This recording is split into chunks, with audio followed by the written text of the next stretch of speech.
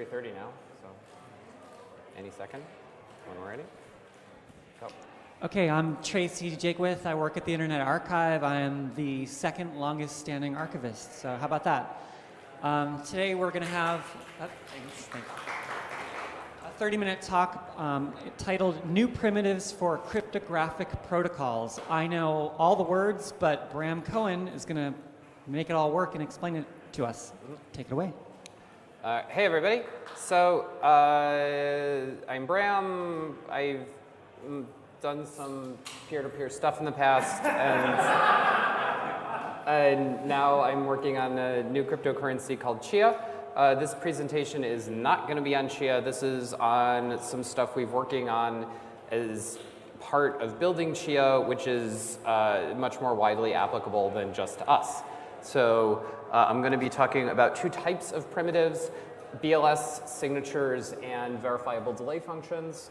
And as of like an hour ago, we have now made our BLS library available. It's on GitHub. It's in the URL here that you can see. So at a high level, BLS signatures are sort of like Schnorr signatures. So Schnorr signatures are this hot thing that people are excited about in Bitcoin land because they support aggregatable signatures. And BLS signatures also support aggregatable signatures, except they support non-interactive aggregatable signatures. So I'll get into what that means. At a high level, it means that if you have a bunch of signatures and you don't have the access to the private keying material, you can still glom them together to make a combined aggregate signature. So in the code that we have here, this is showing here I'm going to make a public key, a private key, and then generate its public key, and I'm going to make a signature out of it. What? You want me to do this?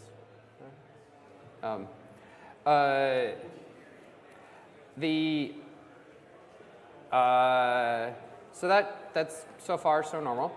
You then serialize it. I'd like to point out an interesting design decision we made here is our public keys are 48 bytes and our signatures are 96 bytes. This is the opposite of how people usually do stuff when you're doing public key cryptography. But there's this interesting thing when you're doing cryptocurrencies, in particular with aggregatable public keys, that your public key is used once and it's used to sign a very small fraction of one thing because all your keys are aggregated, or all your signatures are aggregated. There's essentially one signature in every single block, and that's it. So it frees up a huge amount of space in your blocks and creates this design decision where we have 48-byte public keys and 96-byte signatures. We're actually being extremely conservative as opposed to the BN 128 curve, which has 32-byte public keys, but we're being super, super conservative about decisions here. All right, so once you have a signature, somebody else can then take the signature and deserialize it, as is shown. And then you can verify it. Interesting subtlety here to this API is you need aggregation info. So you need to tell it when you have the signature, you have not only the signature itself, but you have this is the public key that was signed and the message that was signed. This is important. This complexity was added to the whole thing because we can aggregate things. So this example here is about aggregating a single message. This is very magical.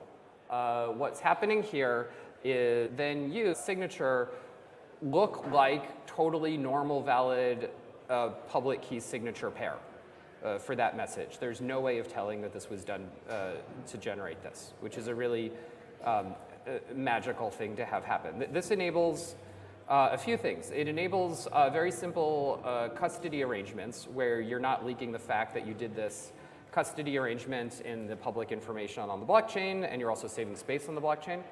And also, if you're doing lightning channels, it makes it so there are tricks you can pull off such that there are tricks you can pull off such that your channel open and closes in Lightning look like totally normal, simple transactions because you're using this kind of trickery there. It's also possible to do M of n. This is n of n.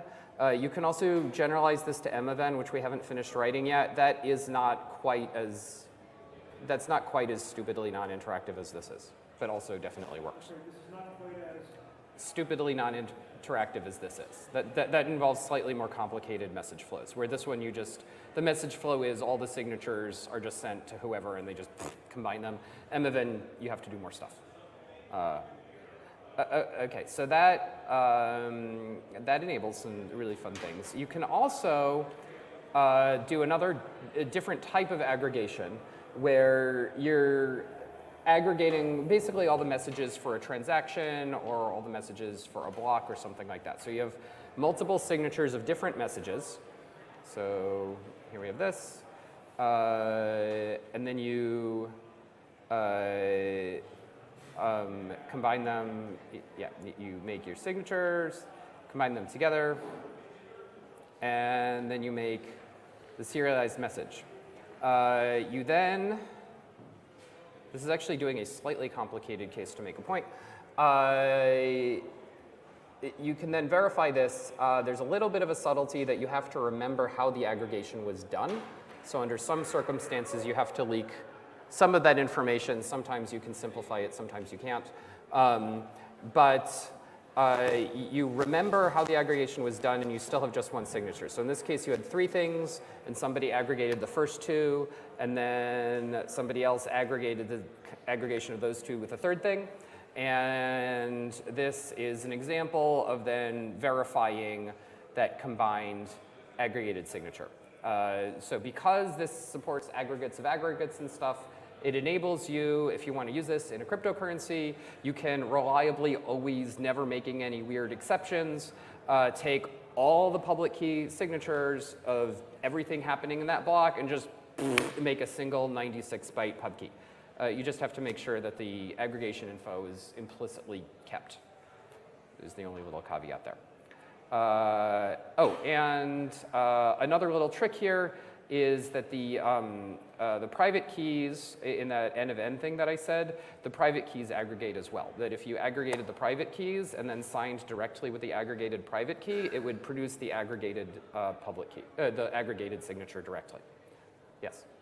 So if I understood the previous example, you're taking 2 separate texts that were signed but with the same signature and aggregating it into one signed text. The last example that I gave,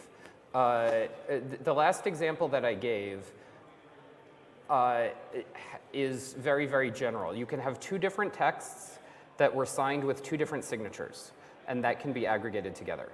So let me tell you the concern that I want to raise here. Yes. To understand if it's a genuine concern. Yes. If let's say I, with my signature, sign text A, yeah, and then I separately sign text B, yeah, it might be that A and B as separate texts signed by me are taken to mean one thing, but had I signed the concatenation of them, it might be, had I signed the concatenation of them as one signing event, it might be taken to mean something else. We are using a construction from some of their advisors at Stanford, which is linked to on this page that makes all this stuff secure. So we've fixed everything. There are neat things you can actually do from a smart transaction standpoint, even with this. It doesn't just save you space. If you have, for example, a transaction that doesn't have a high enough fee, because someone basically gave you this transaction, and they figure it's your job to pay the fee. And you happen to not have published this yet, so no one else knows this, the transaction. A trick you can do, because the fee on this first thing wasn't high enough, is you can glom this transaction together with another transaction that's totally unrelated. that has a high enough fee for both of them put together, and make it so other people can't split them apart again because you just give the aggregated signature of both of them. And other people can't split that apart into two signatures unless they have one of the original ones. And now you've done like peer pays instead of child pays, is kind of a neat trick. Thank you. But yes, the short answer about any security questions is we have magic pixie dust that fixes all security concerns. It would have been nice to not have people have to remember exactly how they aggregated everything together. That actually is necessary for security reasons because of rogue public key, blah, blah, blah, blah, blah stuff. So we were worried that that would have more significant impacts on it. Turns out you just have to remember some metadata and leak that information a little bit sometimes. Rogue public keys are if you screw up your construction and you allow multiple pub keys to sign the same message and you don't do it right, there are ways people can fake other things having been signed in the aggregate signature. Did you explain why you wanted to aggregate private keys? Aggregating private keys isn't super necessary for any protocol I know, but it's a neat trick. It only works, the aggregating private keys only works for the N of N trick. But that particular one is extremely magical, so that's just a fun thing. Yes? Are the aggregations all like A plus B and B like A plus B plus C? You can aggregate together any amount of stuff, and you can aggregate aggregates and aggregate aggregates of aggregates and everything. It all works magically. It all has fixed size signatures at the end of the day. The only caveat, I keep saying, is you do have to remember how it is that you aggregated everything together. There are some tricks you can do if you have an absolute guarantee that no two of the signatures are on the exact same message. Then you can flatten out your aggregation info into just a single list at the end of the day, and it will still verify. And we have other stuff here. There's more. We support HD keys. So HD key, this is hierarchical deterministic, which is used for wallets in Bitcoin. And we have a thing where you can extend your, you can take a private key and make a child private key. And you can take a public key and make a child public key, and they still correspond to each other.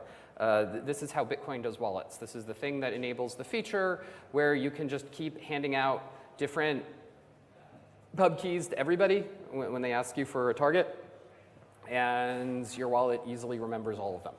And so we've supported this feature now. So we're pretty feature complete as far as BLS signatures go. So this is now available. People can go play with it. The downsides are mostly, pub keys are a little bit bigger, or technically, order of things is weird. The main complaints people have made about this are it makes some extra security assumptions, which aren't really scary at all. And we're being extremely conservative, like I said, about our choice of curve here is way excessive.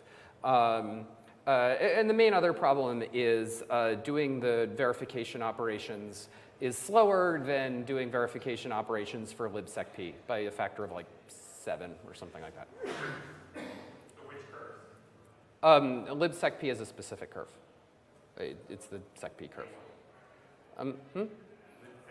Libsecp is the thing that's used in Bitcoin. There are subtleties about whether you flip the curves around and blah, blah, blah, blah stuff. So I'm just repeating a headline number that I know, so I can't give more color on exactly what the comparison is there. But it is the case that doing these BLS operations is slower.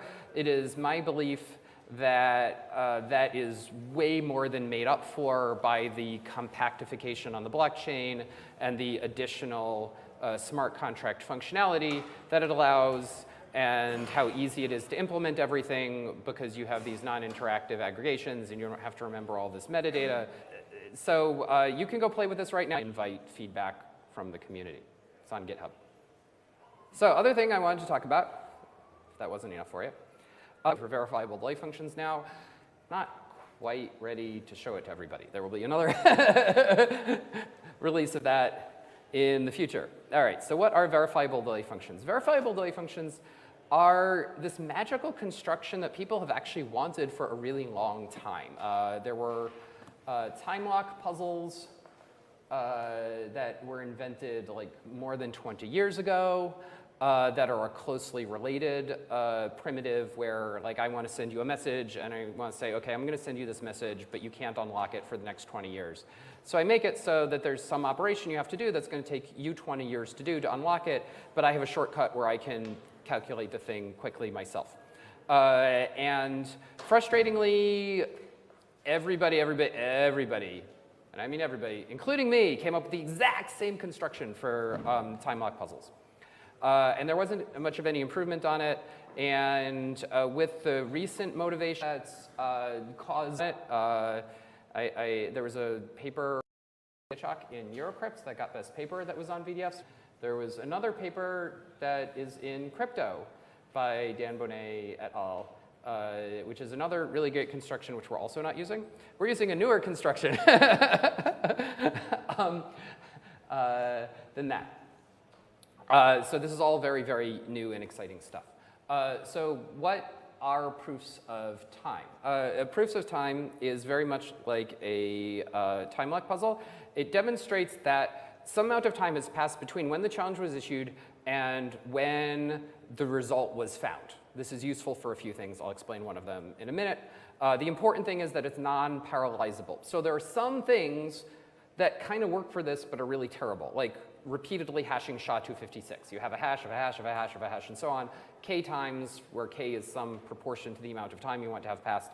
That is, technically speaking, a proof of time. It's just hard and annoying and awful to verify that the output is correct. What you really want is that to have a nice succinct proof that the output of this is valid. So the new results are actually all related to the old proofs of time, to the old time lock puzzle stuff. It's actually using the same underlying construction as the time lock puzzles use, which is you have a group and you have a generator and you need to find the generator to the 2 to the k, which you find by squaring the generator k times. So that's the sequential thing that you do. And the thing that's new is that, do I say this next time? Okay. The thing that's new is that we now have succinct proofs of the validity of these things, which whoever it is that's doing the repeated squarings can generate fast, even though they themselves don't actually know what the order of the group was. So that's the new and exciting stuff that's happened. I'll get into more of that in a minute. First, I need to explain what on earth would you do with such a thing. Let's say that you have a lottery. You have 1 million people participating in a lottery, and they all put in $1, and the winner gets all the $1 million. And you want to make it so that they all can audit that this was done fairly, meaning actually randomly, and no one party has the ability to manipulate who it is that won. This is a very, very hard problem to solve using multi-party computation stuff. Extremely difficult, but if you have a VDF, you can totally cheat. So if you have a VDF, what happens is randomness, their entropy, and they submit it, your data. And it can be any data, any garbage data, human readable, not human readable, whatever. It's just your data that you're submitting just to make sure that you had a hand in this thing, that you somehow had some influence over who was the winner of this lottery. Verifiable delay function. It is a proof of time, is a more poetic name for it. But verifiable delay function is much more precise. It is a thing that has the properties that it requires some number of non-parallelizable iterations to compute, and that the output is canonical, and that it has a succinct proof that is quick to validate of the correctness of the output. everyone has submitted their stuff to the collator. The collator publishes everything. And so anyone who wants to can download the whole thing, or even they just publish the Merkle root and gives everyone who submitted a proof that their thing was included in the Merkle root. And now you take the Merkle root or the entire thing and hash it up, and you are going to compute a VDF on it. We have general agreement about how fast the VDFs run. We assume that we have this, give or take an order of magnitude. And we say the VDF is gonna have to run for a day. From the end of the time window when everyone was submitting their stuff before we find out what the output of the VDF was, and that determines who it was that won the lottery. We use that for calculating the winner of the lottery. And now everyone can audit that their data was in fact included in this, and that it was in fact fair, and nobody, including the collator, can actually exert any control over who the winner was. Trivially, the collator can include and not include stuff. Everyone can change what data they put in. But it's all fair in the sense that no one has any idea how their decisions of the things that they have discretion over will affect what the output is, because the output is just garbage no matter what it is that you do. You can make it be different garbage, but you don't know what. So everyone knows that you didn't change it in the middle. But this works very, very well. This is great. This is totally a cheater way of accomplishing this thing that you couldn't otherwise accomplish. Sort of a silly use case, but kind of neat that you can do it. These also have other motivations. Wanting to have VDFs has actually been around for a long time. The reason there's been much more serious work on this now is that it turns out you can use them for securing blockchains. So at Chia, we have a bunch of advisors, and I've been haranguing them to work on this stuff.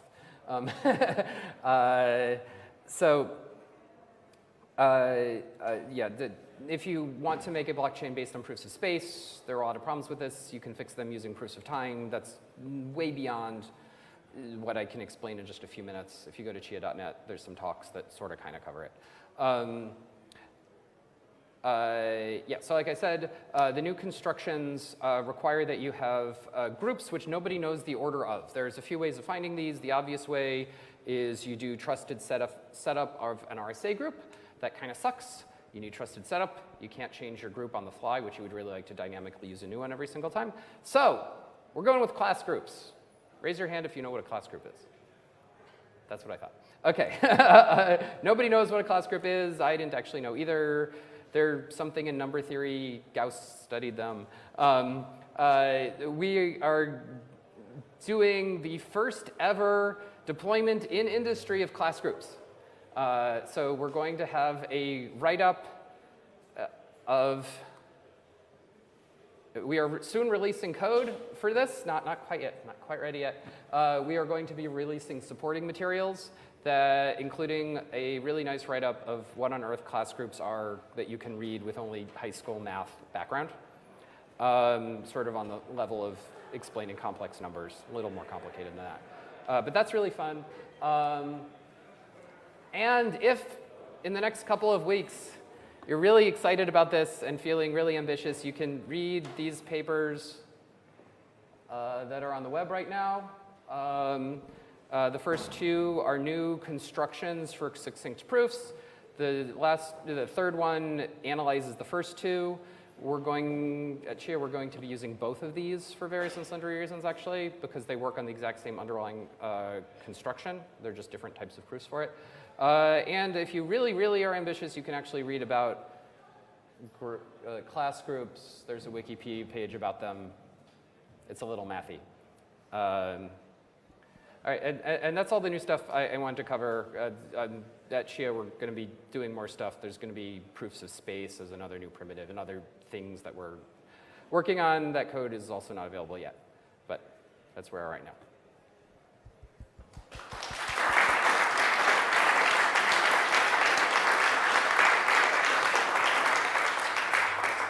Great talk. I honestly didn't understand a whole lot of that, but we've got a few minutes for questions, so be the mic runner. If you've got your hand up, I will get you the mic.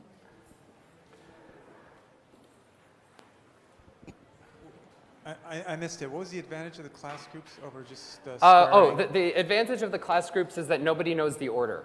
If you know the order of a group, you can short circuit the VDF. So you want a group where you know that nobody knows what the order is. And class groups are a good fit for that, and it's an extremely weird property to have that's a problem for many things and is a feature here, and no one had a use for that in the past, but now we do. In fact, nobody, it's hard to there is no known efficient way of calculating the order of a particular class group.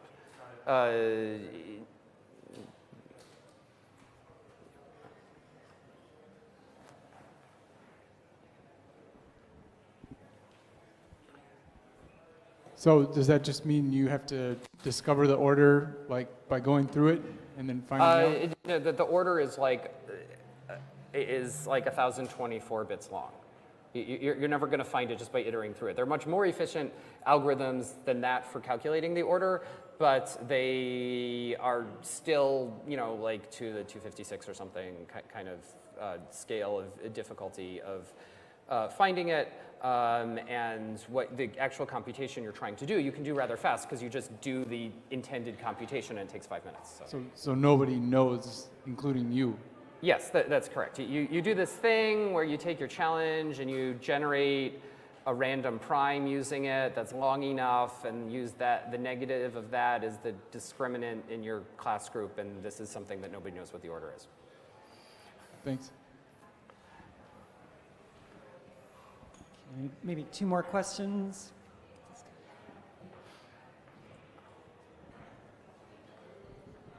So what's the difference between this, between a proof of time and a proof of work? Or computation? So a proof of time is a strange and interesting type of proof of work that's non-parallelizable. Like general proofs of work, you can set up as many CPUs doing as many of them as you want. So the amount of work you'll have demonstrated at some point is the number of CPUs you dedicated times the amount of time you ran them. And for a proof of time, it doesn't matter how many CPUs you're running, they're going to take the same amount of time to generate the exact same output. So it is in that way, yeah, but it's sequential, it's non-parallelizable, and that's the key to how it is that like a proof of space-based system can be much less wasteful, because it's leveraging just the storage and does not have any particular advantage for extra CPU.